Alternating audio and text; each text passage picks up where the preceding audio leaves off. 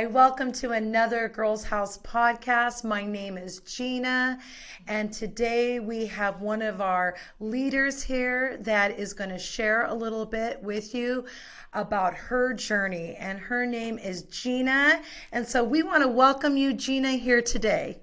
Thank you so much for having me. It's such a pleasure to be here, and I'm very honored to be here as well. It's so great to have you as part of our team.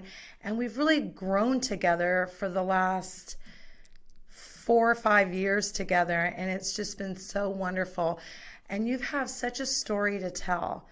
Could you share it with the rest of our Girls House and also our listeners? Absolutely, Gina. I'm honored to share it with you. Let's see, where do I begin? There's so much to my story. I guess I'll begin as a child. I grew up knowing the Lord. My parents were both Catholic. And so I knew the Lord. I knew, that He existed and that He watched over me. I think it was early on in my childhood that something very impactful happened to me. I was abused as a child. And I don't think in my little mind I knew how to heal from that. And it brought me through my life troubled, trying to search in the world some healing. And I resorted to worldly things like drugs, alcohol, and other worldly things. I think that's what started my journey. And then in high school, I think I had tons of friends, that there were worldly friends. Now I can tell. But I think back even in my high school days, I was so searching for healing, even back then, that when I resorted to parties and doing all those things that, I shouldn't have done. It's interesting because we tend to go towards we feel at the time being accepted because we are searching out filling that void, but being accepted by others, especially when you've had something trauma in your life, is you don't realize what the choices of friends that you're hanging out with, Absolutely. And so you revert to them thinking that is a healthy choice, not knowing that there's something different out there. Right. And you're just you're in such a fragile state that anyone that gives you attention, it's like you want to run to. And that was my case. I think I ran to so many things and not, God, which I should have. I later found out that that's the one I should have ran to first. So I guess with that, Gina, I had many glamorous things happen in my life. I worked with the airlines, and that was an amazing time in my life. I got to travel, see a lot of neat things, and experience the glamour life of the airline industry. And back then, it was a lot of fun. We got to travel and see a lot of places and experience, just fun. And I think back then I was also in an abusive relationship, and I think it just spiraled from there. And once I got divorced, I moved back to LA. I was in Houston. Hello to all my Houston family over there. But so from there, it spiraled, Gina, and I had everything. I had my house. I had the great job, the great car, great benefits, and yet I was still fighting a demon. All those things that look so attractive to so many people. Even I know you experience almost like being around certain stars, like almost like that red carpet type that looks so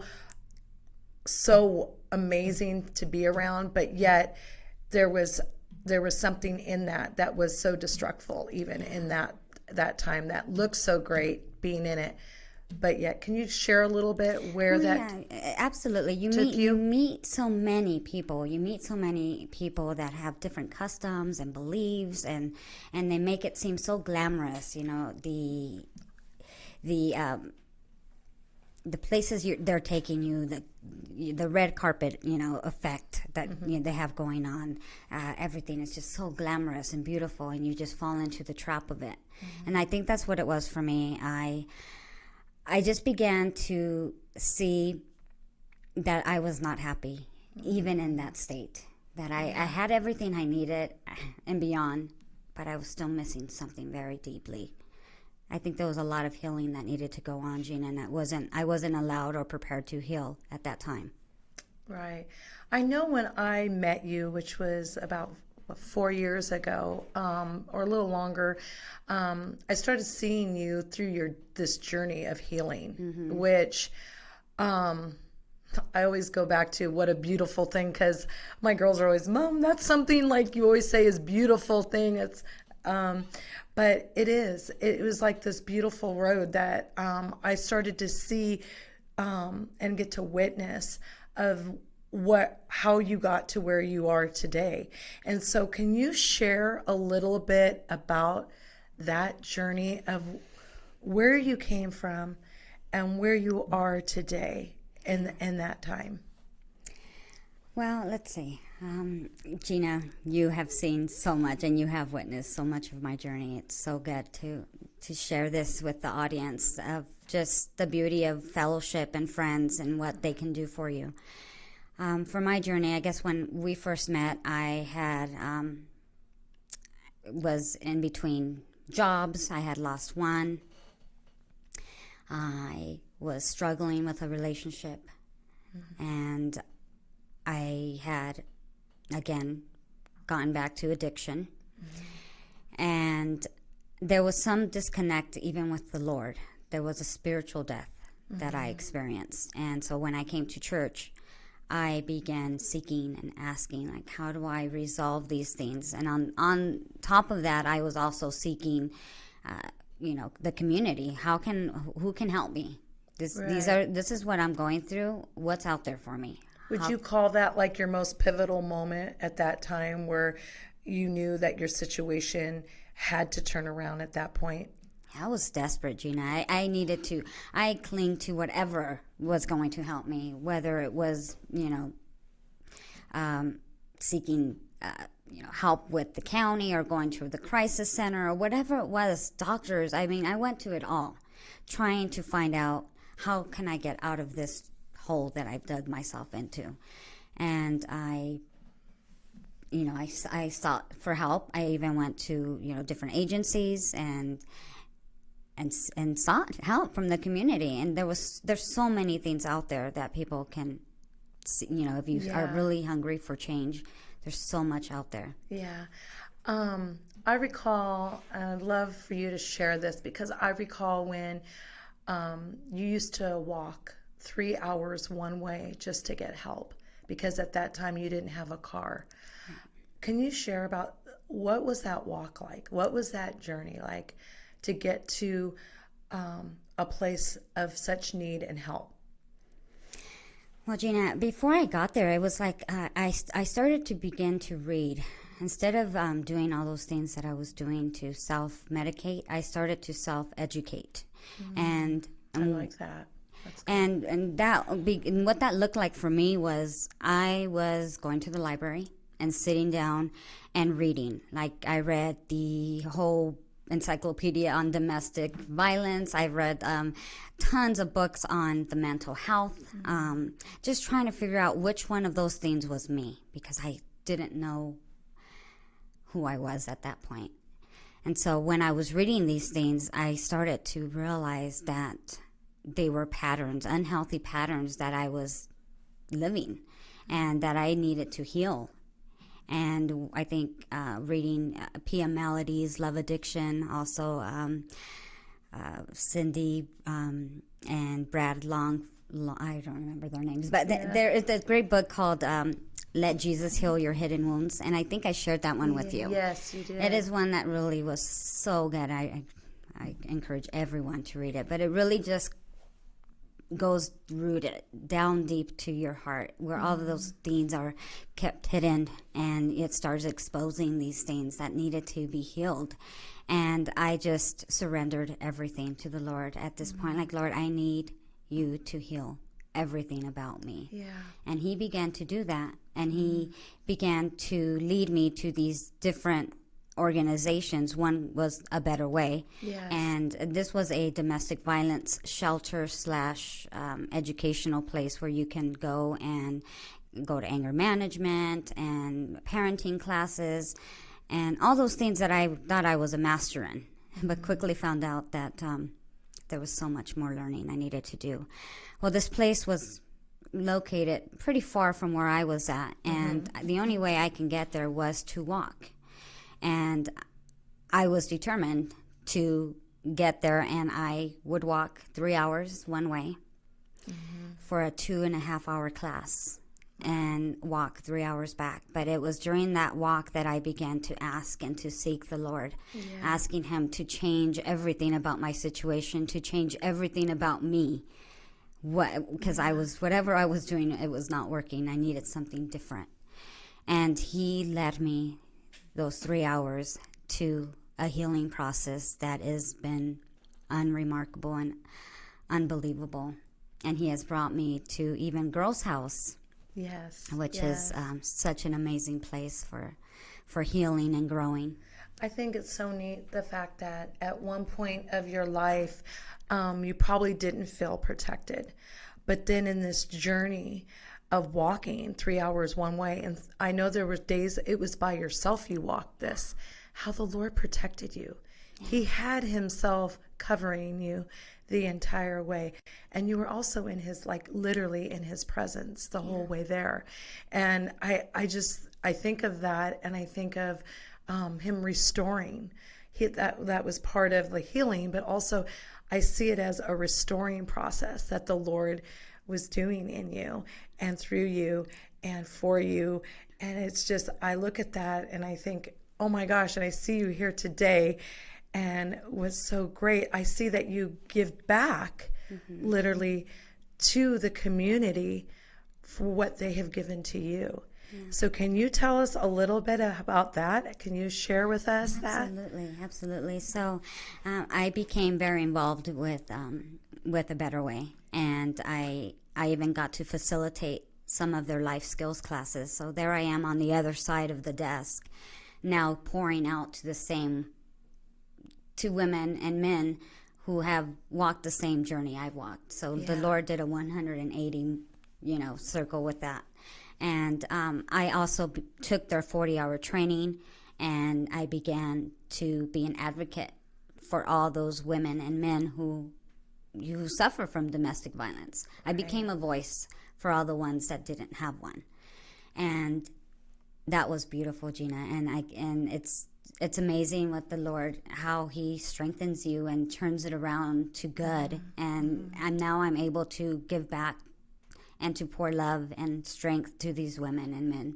Yes, and what's so neat is they're able to see these women and men a place where they may feel hopeless in the moment, but seeing you, that you've come through it, I think is such an amazing thing. It's like hopelessness to faith, and they get to see you come out of something that they're in at the present time. And so it gives them just that hope to strive and to go after and to get the resources that they need and to do those things. Also, I wanted to ask you about this because you know how I love Chuck. Chuck is your husband. Yes. And at one point, because we all know, like, drugs and different unhealthy patterns create different things in relationships, right?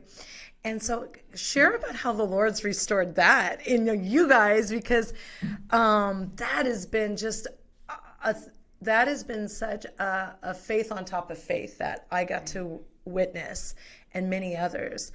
Share with us that.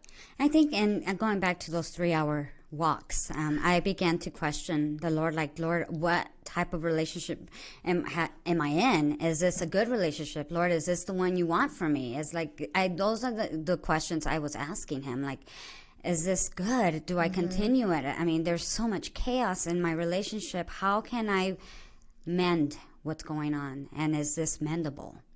And he began to highlight that it wasn't only him that was causing all the wrong and all the chaos. It was also me. And so I began to change me. And the beauty about changing yourself is that others change by your change. Yeah. And that's what happened with Chuck, is that he started seeing, I think, someone that was stronger, someone that was building a healthy boundary, someone that was not tolerating unhealthy anymore. And he began to see something different. And it kind of wooed. I mean, it must have been beautiful because he wanted to be part of it. Yes. And he began to go with me to these classes, and we began this journey of taking classes of learning together, something that we've not done before. And together we began to mend and to begin to instill these tools that they were giving us and practicing them into our relationship and applying them. And Gina, that did wonders. It did wonders. And now we're married. Yes. 2 years now. I know. That's so neat. Yes. And it just, you see the unity in your marriage. You see that, we always call it the covenant of what God has done with you guys and through you guys. And so to see not only you, but we see this entire family that is literally been turned inside out, like, and it is out. And I say inside out because literally it started within, and now we get to, like, the whole world is before you seeing what took place. Yes. Your testimony, and you guys are such a beautiful witness of, I look at it as your obedience, and also just being faithful as part of it.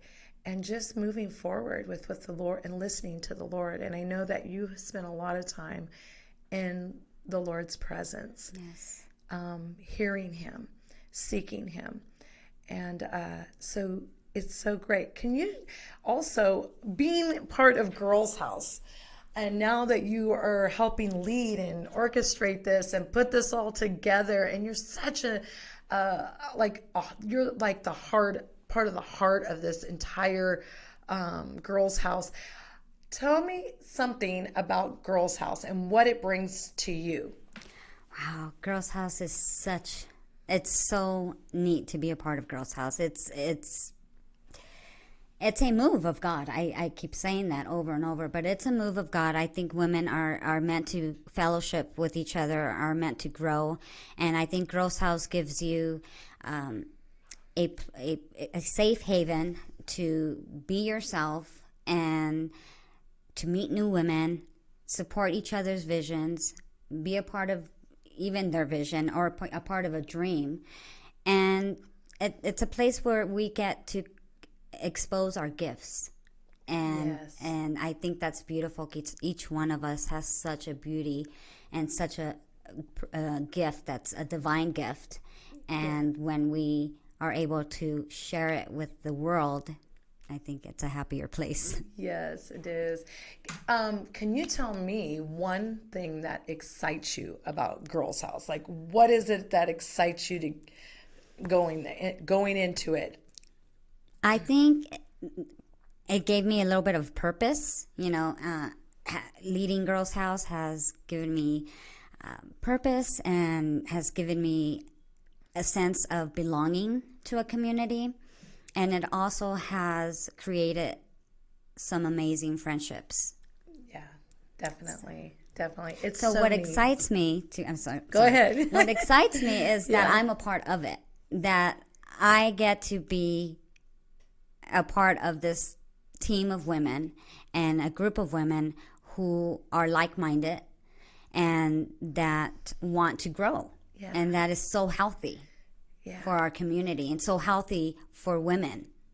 Yeah, it's so true. And you know that there's a saying, it says who you hang out with is who you become kind of thing. Absolutely. And it's so neat because when we walk into girls' house or when I walk into girls' house, it's like, oh, I feel like I've known these girls and some of them I've never even met, but I feel like I've known them forever. And that's so exciting. So what you were saying about friendship, that is so exciting because it's like you walk in and it's like, I've known you my whole life, and yet this is the first time I've met the person, So there's just that atmosphere and culture that you help create in that. And so it's been such a neat thing. Well, I would like to ask you if there is three pivotal things that you could share with somebody and we've all been in a place at one time or another, that you could share with your listeners. What are three things that you could tell them to move forward with if they're in such a place, no matter what it is, whether it's marriage, whether it's addiction, or they just need some type of complete breakthrough in their life? They need a complete turnaround in their life. Can you name three things that I think you have through our talk just now? Just bring them forward to the listeners here today. Well, I'd like to I'll give you two quotes. Okay. One is from C.S. Lewis, and it says, "You can't go back and change the beginning, but you can start where you are and change the end." So important. That. And another thing I want to tell our listeners is that courage is being scared to death, but saddling up anyway. So what that means to me and what that's done for me is that you look fear in the eye and you don't let it stop you. You move forward, you educate yourself, you keep searching and searching until you find happiness. And what that looks like for me is I realize that there are seasons in life. You pick up the tools that you learn in that season and you move forward to the next season. You don't stop when the season changes. Right. Oh, so good. So good. Gina, thank you. Thank you for sharing with us today. And we just want to thank all of you listeners for tuning in to us. And we will see you